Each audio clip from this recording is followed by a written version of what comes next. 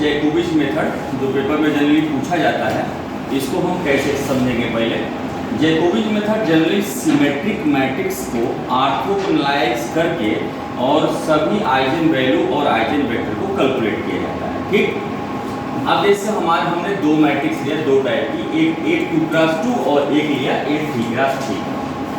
हम इसमें पहला काम करेंगे नॉन लीडिंग डायगोनल एलिमेंट, जैसे tan phi की जो वैल्यू हम निकालेंगे, तो यहाँ पर tan phi की tan 2 phi की वैल्यू, तो हमारे पास aij क्या है, जैसे हम कोई मैट्रिक्स लिए है, जैसे आप मैट्रिक्स हम देख रहे हैं, तो इसको हम लोग कहते हैं नॉन लीडिंग डायगोनल। ये नॉन लीडिंग डायगोनल एलिमेंट है, डायगोनल में न हो, तो जो सबसे बड़ा नॉन लीडिंग डायगोनल एलिमेंट होगा वो aij होगा।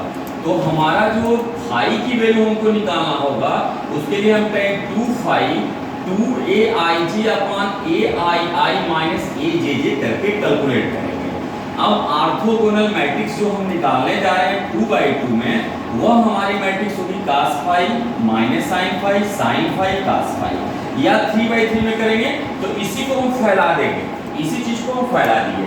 अब हमारे पास जो बीच के एलिमेंट है 0 कर देंगे, और ये देखो हमारे पास होता है ना 1 0 0, और आता है उसके बाद दूसरा जो एलिमेंट होता है जो 3 डायमेंशन में 0 1 0, तो ये 0 1 0 दे दी, बाकी जैसे था वैसे हमने लिख दिया। इसमें B1 इनवर्स निकालना है। B1 इनवर्स क्या होगा, केवल जो आपका ऑर्थोगोनल मैट्रिक्स आई है उसी को ट्रांसपोज कर दीजिए, तो B1 इनवर्स बने B1T। ये देखिए आपके पास मैंने इसको ट्रांसपोज कर दिया, इसको ट्रांसपोज कर दिया, निकालना नहीं, केवल ट्रांसपोज करिए, B1 इनवर्स निकल जाएगा। अब हम निकालेंगे डायगोनल मैट्रिक्स, तो डायगोनल मैट्रिक्स क्या होगी, B1 इनवर्स AB1। अब आपने B1 इनवर्स AB1 किया, और अगर ये डायगोनल फॉर्म में आ गया, तब समझिए कि ये आपका डायगोनल वाला एलिमेंट आइजन वैल्यूज हो गया।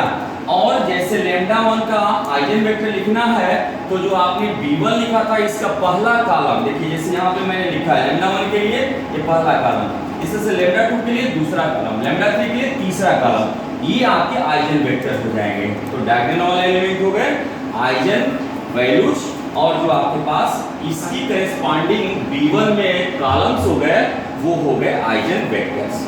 ठीक है, हो सकता है कि ये जब आपने निकाला तो ये डायगोनल ना मिले, कुछ और मिल जाए, तो अगर कुछ और मैट्रिक्स मिल गई तो हम पुनः इसको एक नई मैट्रिक्स मान करके और प्रोसेस को रिवाइज कर देंगे। यानी प्रोसेस को हम तब तक रिवाइज करेंगे जब तक कि डायगोनल मैट्रिक्स ना मिल जाए। क्लियर? अब हम आते हैं यहाँ पे, तो हमने लिखा tan 2 phi, देखिए हमारे पास 2, अब देखिए ये नॉन लीनियर डायगोनल में लिख रहा हूँ, ये 0 0 1 1 0 0, तो ये वाला एलिमेंट हमारा बड़ा दिख रहा है ना, तो ये एलिमेंट हमारे पास क्या आएगा, A13 आएगा ना, तो ये क्या हो जाएगा 2A13 और upon A11 minus A33, confirm हो गया। अब A13 आपके पास कितना है, तो 2 into 1 है, A11 कितना है 5 है, और आपके पास A33 भी 5 है, यानी ये इन्फिनिटी आ गया, यानी आपके पास 2 phi का मान π/2 आ गया, यानी आपके पास phi का मान π/4 आ गया। इतनी बातें क्लियर हो गई। अब हम चल रहे हैं इसका B1 निकालने के लिए, ऑर्थोगोनल मैट्रिक्स B1। तो B1 आपके पास 3/3 का है, तो हम यहाँ पे लिखेंगे cos phi 0 minus sin phi, फिर 0 1 0, यहाँ पे cos phi, यहाँ पे 0 और यहाँ पर sin phi। तो हमारे पास वैल्यू क्या आ गई, ये पाई जैसे 4 रखेंगे, 1/√2 0 1/√2, निगेटिव में 0 1 0, और यहाँ पर 1/√2, और ये आपके पास आ गया 0, और ये आ गया 1/√2, ये आपके पास B1 आ गया। अब B1 जैसे ही इनवर्स हम करेंगे, तो ये आप कहते हैं B1 का ट्रांसपोज कर दो, तो ट्रांसपोज हमने कर दिया, 1/√2 0 माइनस 1/√2, ये वाला हो गया पोर्शन, 0 1 0 हो गया, फिर 1/√2, और फिर आपके पास 0 और 1/√2। वैसे केवल ये साइन बदल देंगे तो अपने आप जो है आपका ऑर्थोगोनल इनवर्स निकल जाएगा। अब हम डायगोनल मैट्रिक्स लिखने जा रहे हैं, B1 इनवर्स AB1, तो B1 हमारे पास कितना है, B1 इनवर्स ये आ गया 1/√2 0 1/√2, 0 1 0 1 बाई रूट टू माइनस में, फिर 0 1 अपॉन रूट टू, और a की जो वैल्यू है आपके पास a है 5 0 1 0 माइनस 2 0 1 0 5, और फिर आपके पास आ गया ये b1 इनवर्स। b1 आपके पास देखिए ये आया है 1 by root two 0 minus 1 upon root two 0 1 0 1 upon root two, और ये आपके पास 0 और 1 अपॉन रूट टू। क्लियर?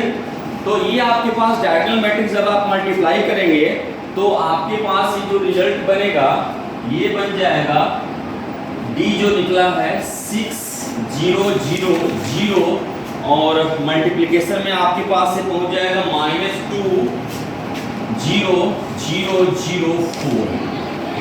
तो आइजन वैल्यूज जब आप देखिए डायगोनल मैट्रिक्स बन गई, डायगोनल को छोड़ के बाकी सारे एलिमेंट 0 हैं, तो आइजन वैल्यू जो बनेगी वो बन जाएगी 6 -2 और 4। अब हम आइजन वेक्टर लिख रहे हैं, आइजन वेक्टर ठीक फॉर लैम्डा फॉर 6 के लिए, तो 6 के लिए हमारा आइजन वेक्टर क्या बन जाएगा, आइए ये देखिए ट्रिग्नोमेट्रिक्स ये आपके पास बनी 1 by root two 0 1 by root two. तो आप इसको in general 1 by root two को बाहर कॉमन कर लीजिए, तो आप इसको सिंप्लीफाई में या रेडिस करके लिख सकते हैं। 1 बाई रूट टू को कर लिया तो 1 0 1। इसी तरह से आइजन वेक्टर फॉर ये -4 के लिए हम लेंगे तो हमारे पास आ जाएगा दूसरा वाला, देखिए 0 1 0 तो 0 1 0।